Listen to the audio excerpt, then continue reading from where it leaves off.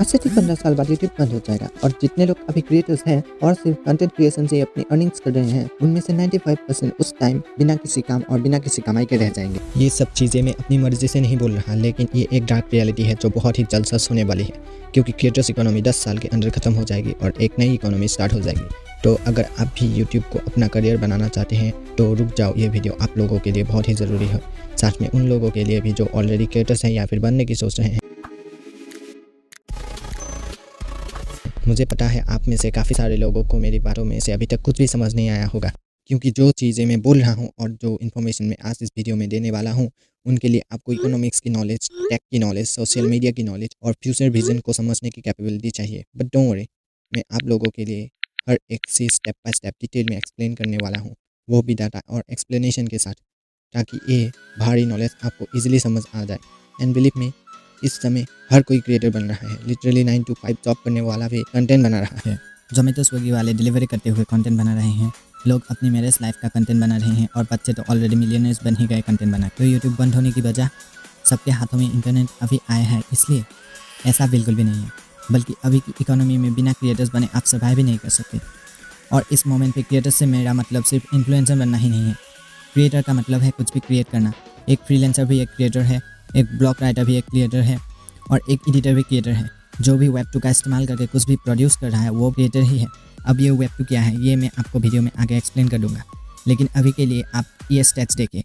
जनवरी 2020 में creators economy का size $104 billion था और राइट नाउ क्रिएटर इकोनॉमी का साइज़ $200 बिलियन से भी ज़्यादा हो चुका है। और 2030 तक यानी कि आने वाले 5 साल के अंदर ये इकोनॉमी $528 बिलियन की इकोनॉमी बनने वाली है। अब ये स्टैट्स देख के आपको लग रहा होगा कि ये तो अच्छी बात है, जितना ज़्यादा इकोनॉमी बढ़ेगी उतनी ज़्यादा क्रिएटर्स अर्न करेंगे।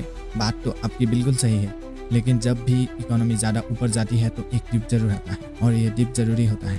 जो भी लोग इकोनॉमिक्स के स्टूडेंट हैं उन लोगों को ये बातें अच्छे से समझ आ रही होगी, लेकिन ये डिप क्यों आएगा और कैसे आएगा और इसका इम्पैक्ट क्या होगा, ये समझने के लिए आपको पहले 3 फॉर्म्स ऑफ वेब को समझना पड़ेगा। कुछ सेकंड्स पहले मैंने वेब 2 का नाम लिया था, जिससे ये ऑब्वियस हो जाता है कि वेब 1 जैसा भी कुछ एग्जिस्ट करता है।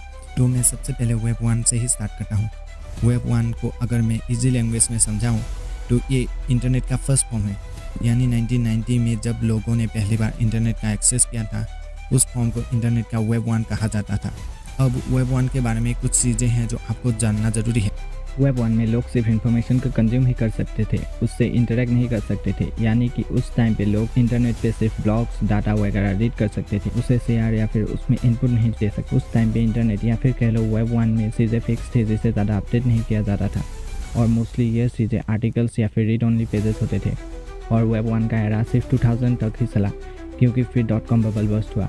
एक ऐसा बबल जिसकी वजह से अमेरिका की स्टॉक मार्केट सिर्फ 2 साल के अंदर 78% वैल्यू लॉस कर देती है। नंबर की टर्म में बताऊं तो $5 ट्रिलियन।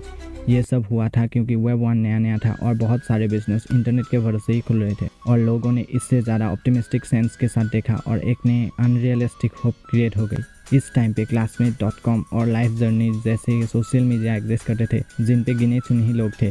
और जब मैं गिने चुने कहता हूँ तो मेरा मतलब लिटरली गिने चुने ही लोग। लेकिन इंटरनेट में अपडेट आया 2004 में और वेब 2 की शुरुआत हुई। वेब 2 वेब 1 से अलग था।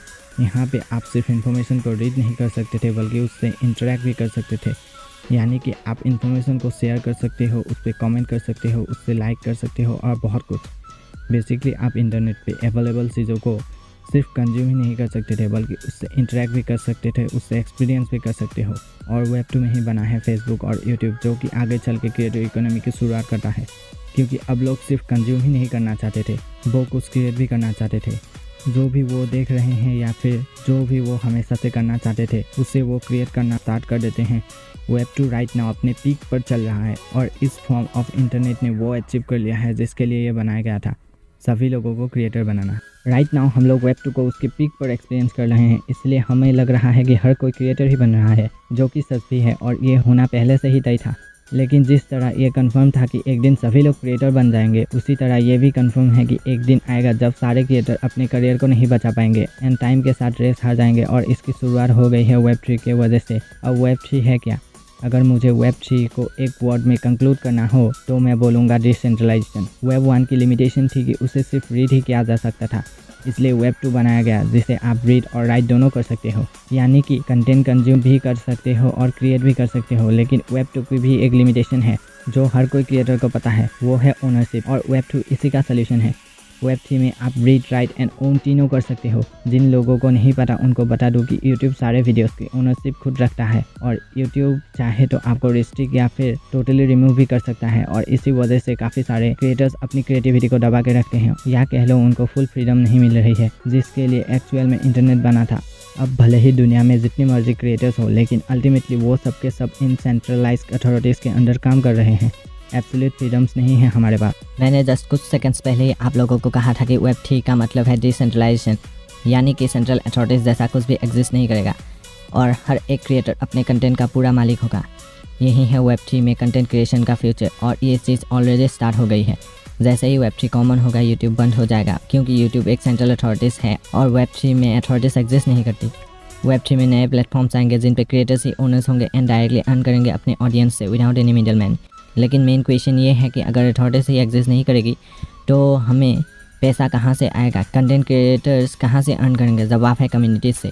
फ्यूचर में यानी कि आने वाले 10 साल के अंदर सोशल मीडिया प्लेटफॉर्म्स भी टीवी की तरह हो जाएंगे।